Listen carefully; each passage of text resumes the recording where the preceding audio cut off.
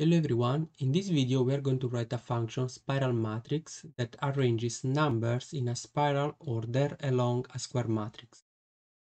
So the plan for this video, first of all I'm going to show you what the spiral matrix function does. Then we are going to write the function, then we are going to test the function, and finally we are going to break down the function. So we need to import NumPy, so let's import it. Now I already written the function. So let me show first what the function does. So let's check here. So given initial value IV, spiral matrix arranges the numbers from the initial value in a square matrix in a spiral order. So let's see. First of all, I'm going to build 3 by 3 matrix full of zeros. Now, this is the function spiral matrix. The first argument is the matrix and then the initial value. In this case is 1. When we do like this, as you can see, the numbers are arranged in a spiral order. So we have 1, 2, 3, 4, 5, 6, 7, 8, 9. Let's check another example here. We have a 4 by 4.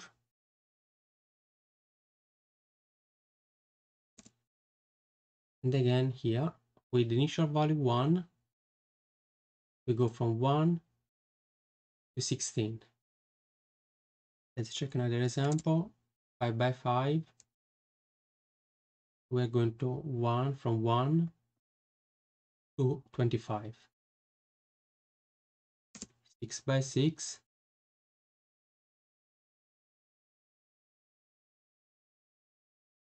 We go from 1 to 36. But we can change the initial value. So for example, in this example here, we start from 3. You can see we are going from 3. And we stop at 51. So this is what this function does. So let's write the function. Okay, so the function takes two arguments, M, that is a square matrix, and IV. Here we write as a short description of the function. Now, the first is a check. Here we check that the matrix is indeed a square matrix. Now, as I wrote, this function works with square matrices, but you can adjust and basically can work with any matrix. But for now, here it's how it works. Here we're checking that the number of rows are different from the number of columns of the matrix. If this is the case, we stop the function and we throw this error message: the matrix must be square. If the check is passed, the first things that we do is to assign the initial value to row index 0, column index 0. Here are a set of the initial values to control for the row and the columns.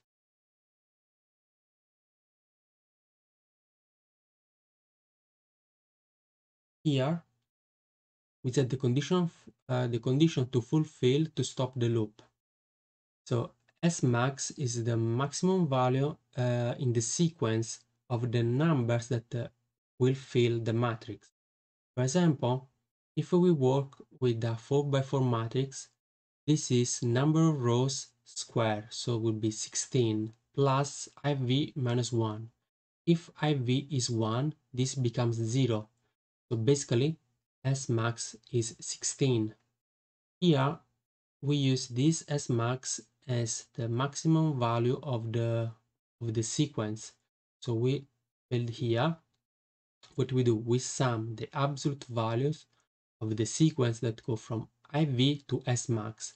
And remember that in the range function, Smax would be not included. So in this sense, we need to add +1 to include Smax. Sm sum the absolute value of the values in the matrix. Now, if this is not clear, don't worry, it will be clear when we break down the function. It's better that if I show you, then I explain with words. Now here the while loop starts, and the while loop will continue as long as Sm is less than Sv. So this is sum here is less than Sv here. This is the condition for the while loop. Here we have the loop from left to right, and we check the sum. After the loop has run, we check the sum, as you can see. And for example, here, if Sm is equal to Sv, we break the loop. This is from top to bottom, and again here we fill the numbers on the columns, basically on the rows from top to bottom. Then we go to the third loop from right to left, and we check here the sum. Again, if Sm is equal to Sv, we break the loop. Fourth loop from bottom to top. After the fourth loop, we update the values, and then the loop ends and we return the matrix, the M matrix. So I run here. I've already done this, but let me run again. Okay, so now let's test the function. 8 by 8 with starting value 5.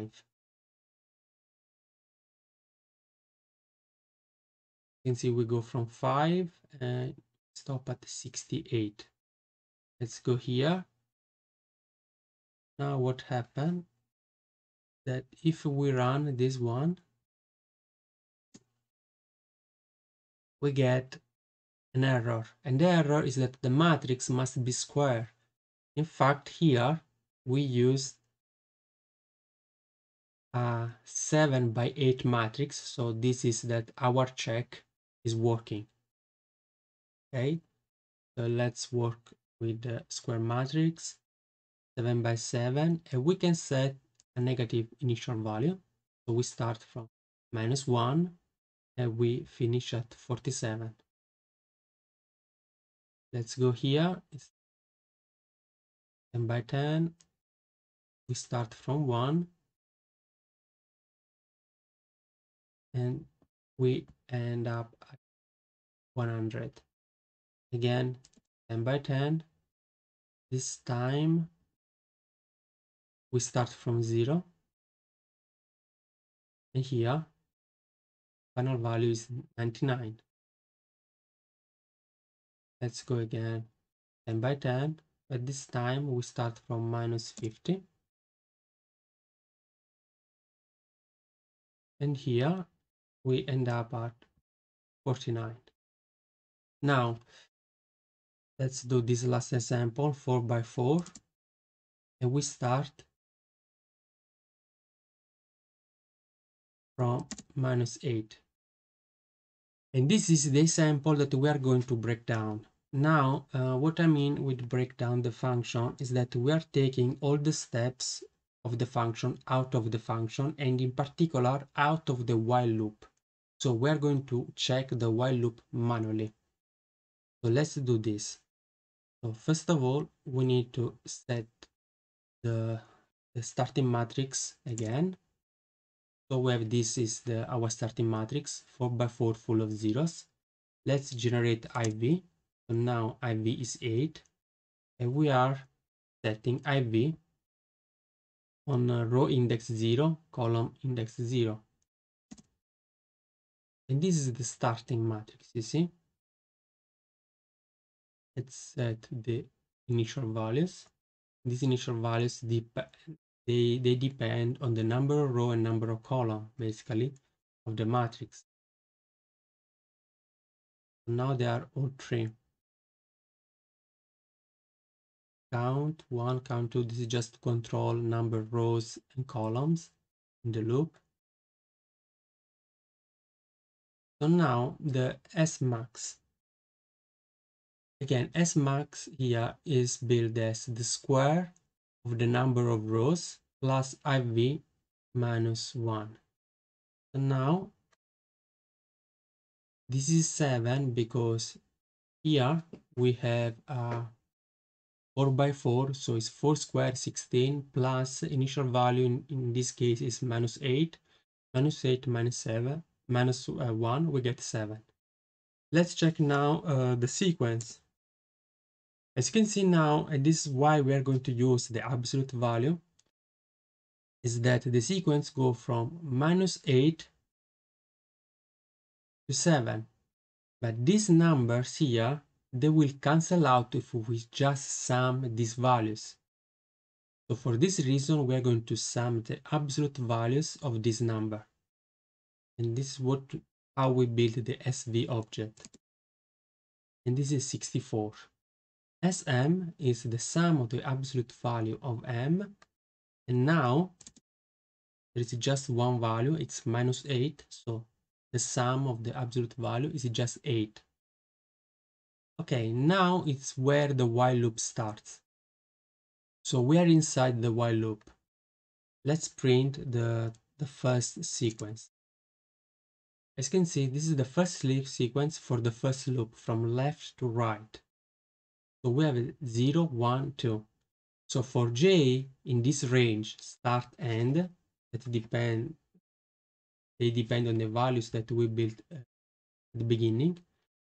I start here, basically this is fixed.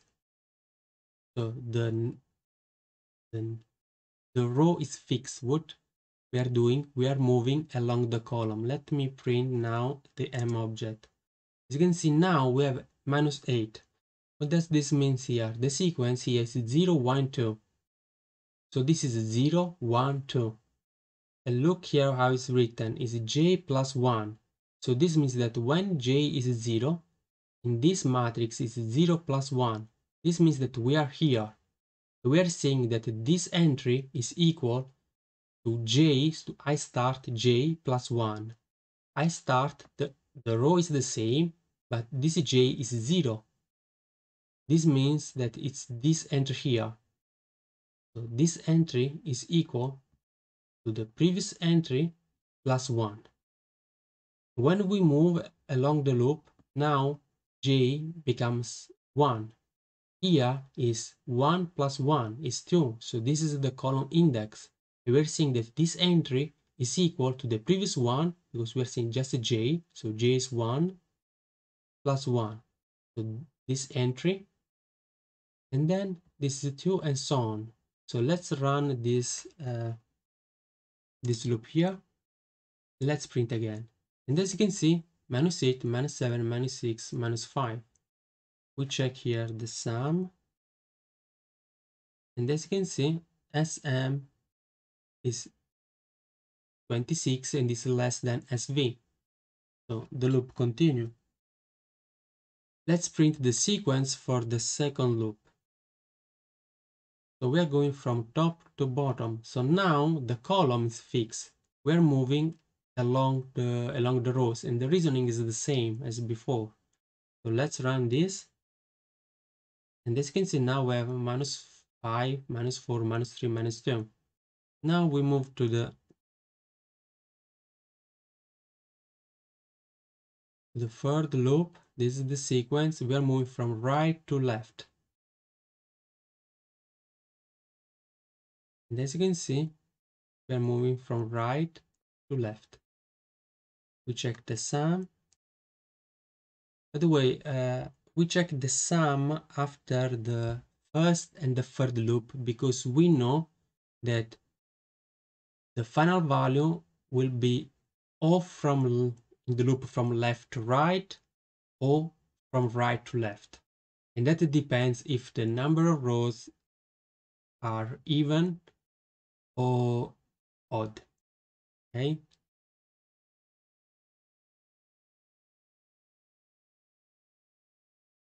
Let's continue. This is for loop number 4. And as you can see, what we have to do from minus 8, we went around the matrix and we stop here. So we are not overwriting here. We stop here. So now we have to go from left to right. We have to do like this. So this means that we need to update the values.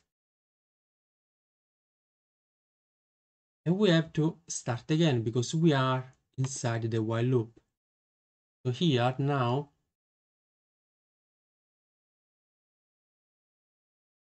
if we check now, as you can see, before it was 0, 1, 2. Now our sequence is only 0, 1. This is because we updated the values.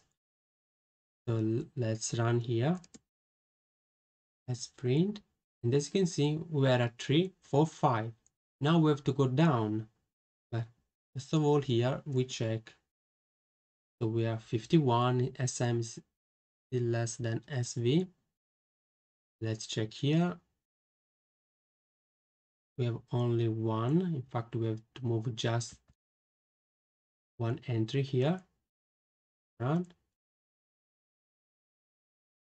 And now, as you can see, only one number left. Here, only one number. When we run the loop number 3, as you can see, we complete the matrix. Now the check here. It's a 64. A 64 was the value of SV. So now SM is not less than SV. This is the condition to break the loop. So basically, this is how this function works. Okay, so I hope this is useful. And by the way, I link to the same function but written with R. So if you're interested, you find two versions. One is a long video with comments, and the other one is a short video without comments. So see you in the next video.